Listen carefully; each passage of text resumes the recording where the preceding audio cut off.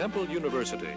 This is Profiles in Literature, featuring interviews with authors and illustrators prominent in American literature for children. The moderator for this series is Dr. Jaqueline Shachter, Professor of Children's Literature with Temple University. Welcome to Profiles in Literature.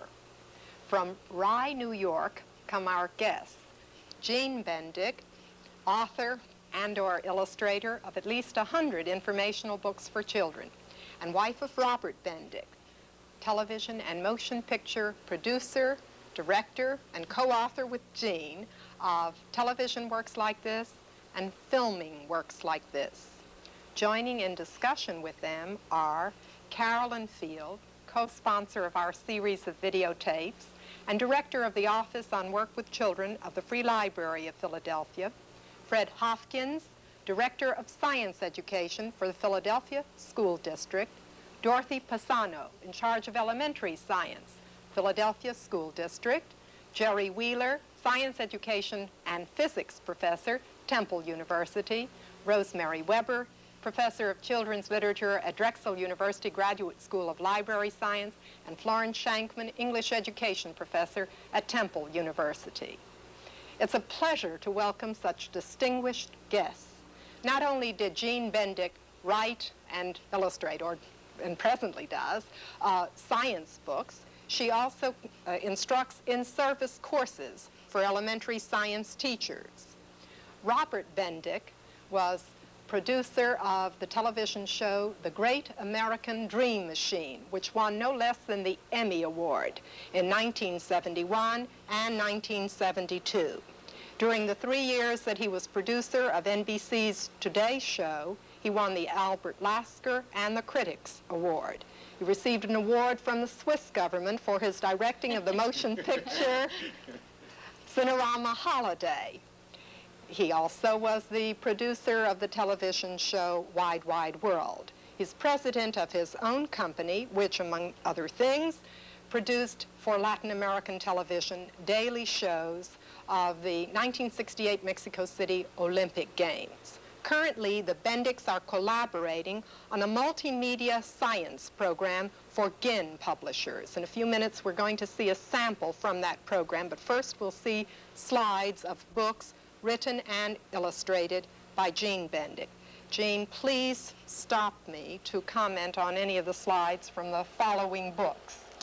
Lightning, Wind, the first book of ships, the first book of airplanes, the first book of automobiles, television works like this, and names, sets, and numbers. That's one of my favorites. It's great always to like the last ones you do best. It makes you feel that you might be going somewhere. I'll tell you, if we had known in advance that there would be an earth tremor, what occurred at 3 a.m., we would have had a slide on there from The Shape of the Earth, your book. Now we will experience a sample from the section called Alike but Different in the Jeanne kindergarten level science program prepared by the Bendicks. Jeanne wrote the song lyrics and all of the text. We're going to hear a portion of the song Comparing, sung by the composer of the music, Oscar Brand. Comparing, comparing, comparing's what you do to see how things might be alike and how they're different too. Two birds can be a lot the same, but each bird has a different name. Compare and you can see what differences there may be. That one eats worms, one eats fruit, and one goes tweet, and one goes broot, and one is brown, and one is red.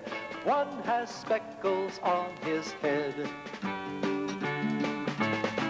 Comparing, comparing, comparing's what you do to see how things might be alike and how they're different too. Two trees can be a lot the same, but each tree has a different name. comments are just to help with the teacher. The children are supposed to make their own comments and look at the pictures and decide for themselves what's alike and what's different about the two pictures. I see. That makes more sense. Yeah, If well, it begin with pupil comment yeah, first. our whole feeling is that children should be involved directly with these things and not passively, so that they should have some input into the pictures and into everything they're doing in the program. In other words, it's not canned. And the impression I gave before was that it was. Here are just two of the many, many worksheets that Jeanne has drawn for the program. These are from the unit Alike but Different. And isn't that chart related to the chart is unit? related to everything in the whole kindergarten program, and it's for children to work on themselves, for them to find things that they've seen in the film strips, for them to decide what they would like to do or how one thing is related to another. It's supposed to be the whole world, and they're supposed to find on it, and they enjoy doing it. We've worked with quite a few children on it, interrelationships between and among all the things that are around them every day. One of the things that we really try to do is get them to see that science isn't some special thing off in a corner somewhere, but it's everything that happens around you every day. Yes, it seems that this program will really inspire kindergartners to think for themselves. Do you have any games planned? Well, in the activity sheets, there are a number of the teachers, not in the activity sheets, but in the teachers' resource materials, we have games outlined. And one of the interesting things I think about any multimedia kit is that the elements repeat themselves in each of the different media. So there's a reinforcement in a different way. In one, they'll play a game about a certain piece of material. Then they can try it out in a new way on the chart, or they'll find another reaction to it in watching the slide. So that it's a reinforcement without a return to the same presentation. And some kids will be better in the game section, and others will be better at describing what are the differences that they see in the slides, and we try to do that. And the records, too, give them a chance to move and to be the things they see and to act out the things that are part of the whole thing. Give them a chance to compare what they know, bigger and smaller, and to move to all the different things. Wonder if we could have some questions now from the people who are science educators. We'll begin with you, Fred Hopkins. You could comment on this material here or on any of the Bendick books or ask questions. Well, I have been a fan of Jeanne Bendick since my own children were very young. What was the first of your first books, Jeanne? Oh, the first of the first books was the first flying book, and that was a rebus, and it was a very long time ago, and it's since been revised as the first book of airplanes. Did you write them for a specific level of child, or did you? Well, the thing about the first books that I enjoy is that each one is written differently. It's written for the child at the level he's most likely to be involved in the particular subject. Airplanes is something that would appeal to a very young child. Something like time and space would appeal to an older child. And we use the vocabulary of the child at whatever level. One thing that appears to me, at least in the books, is that you always try to get the child to do some thinking on his own. You don't tell him everything. You leave some of the things open-ended, isn't that so? And your pictures try to lead him along. Yeah, well, I do try to do that because I think as soon as he is involved in having to think for himself and answer questions for himself, and as soon as you draw him into it, he's not passive and sitting there and letting it wash over him. You know, he's expected to put something into it, and he does. He gets much more interested, and it's more fun for him, and for me, too. Dorothy Pisano.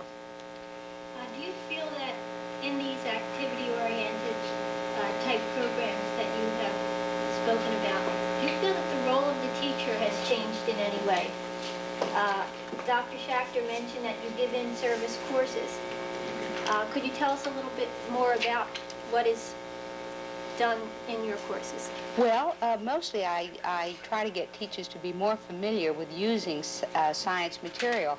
I've found that a lot of elementary school teachers are frightened of science, and they think that it's some special thing that they need a very elaborate knowledge and studying about, and it isn't. It's just the everyday, particularly elementary science. An elementary school teacher isn't expected to teach physics or chemistry. It's an everyday thing, and what you're talking about is what is around the child every day in the world, and trying to get teachers to feel more familiar with that material is what I really try to do in the in-service courses. Jerry Wheeler. I have read about half a dozen of your books. I have a question about this new program, and the best way to ask it, I guess, is to talk about one of the books that I've read. Excuse my cold. I don't normally talk like this. Sounds great. Yeah, right. I feel great. In the Wind book, I was a little bit concerned that from my taste, wasn't enough of the students getting into actually kind of doing something with the wind, like measuring wind speed, how much wind. I wouldn't call it wind speed with a real young children, but in effect, measuring wind speed. I don't know for what, from dropping pieces of paper and seeing how far they go or whatever else. I wonder if you could discuss that in light of this new program. How much is there in terms of actually doing things in science, like picking two flowers? After I've seen the film strip, bring the two flowers in and let the whole class kind of. Well, in the new program, the children are much more involved with all kinds of things and more actively involved. In The Wind, since it was designed to be quite a young book, we didn't do as much, and there are other books that I've done on the weather where the children do a lot of experiments. So this was rather to get the children to have a feeling of what the wind was like and how many things there were about it that you could find out. And perhaps I really didn't do enough in getting the children involved and going out and doing experiments in that book. I think I might write it in a different way now. Can I ask one more question? Sure. From a teacher's point of view? I found, as was already asked, that in reading the different books, a kind of vagueness about what age group they would be, and I think your answer was very good, that it's appropriate probably because you chose the topic that was interested. For a teacher looking at these, are there any guides that she or he could use to...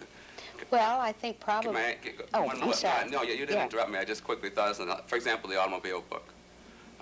My wife had a hard time with that one. I didn't have too much time. I used to play with cars a long time ago, so I would, if I'm a fifth grade teacher, elementary teacher, I pick up this book, do I want to make it available to my fifth graders or not? If they're interested in cars, one of the things I found about a lot of the children's books in some of the letters I get is that I get a lot of letters from adults who say, well, I really didn't know anything about cars, and I found that this was a good way to begin. And I know I do that myself in a subject where I'm unfamiliar with the material. I start with a kid's book because it's basic. Nobody assumes that you know anything about the subject to begin with, and you can just build from there and go on as much as you want. From the work with children in the public library, I want to back this up, that it doesn't really matter at what age level the book is written. If a child or an adult is particularly interested in it, it depends upon the background of the individual.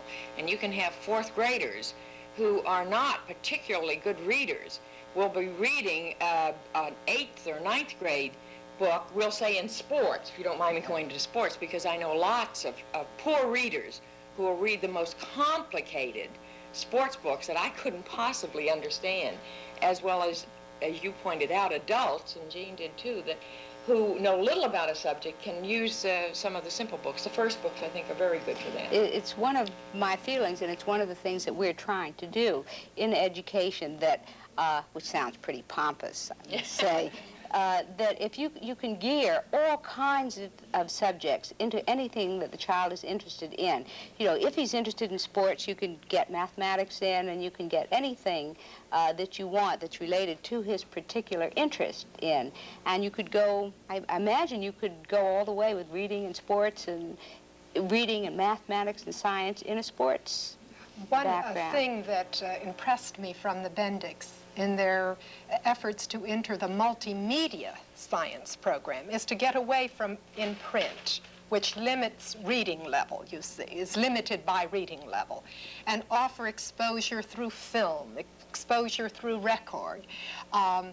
I think that that was one of the things that made it exciting for the two of you because of your areas of interest. In this new GIN science program we've been working on, I wrote the first 3 levels, and Isaac Asimov and Roy Gallant wrote levels 4 through 9. And in the first 3 levels, because there are so many children who have a lot of reading problems, Bob did film strips that correspond directly to them so that the children can, if they're not good readers, can ease their way into the program with the film strips. They're used to looking at pictures, and the scripts are related to the material in the book. Then when they approach the book material, they're not overwhelmed by the words or the concepts because they're familiar with it. We were able to do something else in coordinating the film strip to the book. A lot of the books have drawn material in it, and in some cases the students they're more abstracted. The illustrations being drawn are a little bit more abstract. So we took pictures of real things that were the same as, in a sense, as the drawn things, and they were able to transfer information from this rather handsome artwork, but which perhaps was something they didn't quite recognize, and then we took a picture of an airplane or a cloud or whatever it is, and it tied an abstract illustration. They're not abstract, but I mean they're a little freer, and brought it in with a real object, and we've done that throughout, and it seems to work very well in bridging their experience to the book and to the kind of absorption of material that they're getting in through a book. And one thing that we've done all through the film strips that was exciting for me, and that you can't do in a book, really, the focus of almost every picture is a child, and he's experiencing something in science or nature in scale himself, and he is in the picture. So the children who haven't had a chance to see how big a mushroom is, or who can't compare things with which they're unfamiliar, have a chance to see a child in that situation. So they know that a cow isn't this big, which some children who've never seen a cow think. They're always in the center, and they're part of the world of science that they're studying about, which is something you can do in a photograph. Carol. Yeah, Jeanne, I'm a little confused. This multimedia project on which you and Bob are working, is it the Forgin company? Yes, it's not on your own. And no, this is the thing we've been talking about is called Starting Points, and this is the kindergarten program of the science series. Now, there are film strips that go with the first 3 levels, too. And what about, you say records? Yes. Will there be records? Yes, Will there are be records. realia? Will you have equipment and, Yes. and everything Yes. in it so that, oh, isn't that great? Yeah, experiments too, Yeah. Yeah, all demonstrations. kinds of experiments, log books for the children. The experiments are particularly inventive, I think, and great. Well, let's how about packaging? Because I'm interested in the public library. We're thinking of putting more types of materials in the various media into the library for circulation and so on. How would it be packaged? A big box or? The kindergarten, is in it's in a little suitcase. And it's got the records and the chart, and all the worksheets are Ditto Masters. And everything is there. The film strips are in little things. And the film strips for the first 3 levels are great. I wish I'd brought one of the packages. It's a little tube about this big, and each one has 3 film strips that cover that particular level, and the teacher's guide folded around them with the scripts and the ideas. As you probably realize, the key to the success of this is the teacher. And Yes. as you probably also recognize, most elementary school teachers are a little remiss in teaching science, partially because their own education has been lacking, and they don't feel secure. So if you provide the packages, you've done one part of the job. What will you be doing in the way of training teachers or We're going to have staff development? in-service teachers courses in the program, and people will be doing them all over the country. I see. Will these be tied in with the teachers' colleges, or will they be tied in with the school districts, or Gee, in what manner? I'm not sure yet. I don't know, but I know they're planning on doing a number of workshops. We're going to do one at the NSTA, as a matter of fact. Bob and I are doing a workshop on the kindergarten program. My students may not know. Oh, the National Science Teachers Association has a convention every year, and they have a chance to look at all the new materials and to hear people talk about them. And we have a chance, which is even more important to us, in getting the teachers' reactions to what we're doing, so we know how they can use it best and the best way to help them use it. Jerry. How much in the development have you gone back to the child in terms of reaction to the film strip? Are they really getting, I mean, Bob referred to it a little bit in terms of this transfer from a photograph to the line drawings. So how about with the flower questions? And... You mean, do we, pardon me, do we have children participating in this? Right, are you trying to get some feedback on how this... We have such a supply of pretzels and chocolate cookies as you've never seen. There are kids running through the studio constantly because the danger in creating children's material is creating it in your image, and that, you know, this is the way you want to see a flower, or a teacher thinks she wants to see a dog or whatever. But it may have nothing to do with the way a child sees it or reacts to it. So most everything we do, luckily we live in an area with lots of kids, and we work through some schools, but also many of the neighborhood kids, and they enjoy it. They come in and... And actually a lot of the printed material, the things we have in the teacher's guide, like In the Alike But Different, and then there's another puzzle or problem-solving one called What Made This Change, where we have a picture of before and then a picture where something has happened. And all the comments in this and in that one were actually things that the children provided us with. When we said, how are these two dogs alike and how are they different? All of the things about one is shaggy and one is smooth were children's comments, and we simply used those. Rosemary Weber. I have several questions, but one of them that I'm particularly interested in is, do you find being in a series format, whether it's a single book as in the first book series or evidently in your new multimedia program, which is really a part of a series, do you find that this type of a format is restrictive in any way? Does it make you change what you would otherwise say, or to shorten it or lengthen it or what have you? I don't think so. The only thing that's the least bit restrictive in the books, I think, is the first books have a certain number of pages, but there are some, if you say to them, I need more, I really need more, they'll let you take more. And in the science series, Isaac, they did something that was very interesting, I think. Genn said, we want writers to write the series instead of teachers. Teachers usually write science books. And Isaac Asimov and Roy Gallant and I have quite different styles and quite different approaches to science material. And all they said was, at this level, we want to handle this particular material. Do it whatever way you want. And nobody changed the ways we wanted to do it, which was really wonderful. You know, I was just talking with the Bendicks before the taping about what makes an informational book a piece of literature.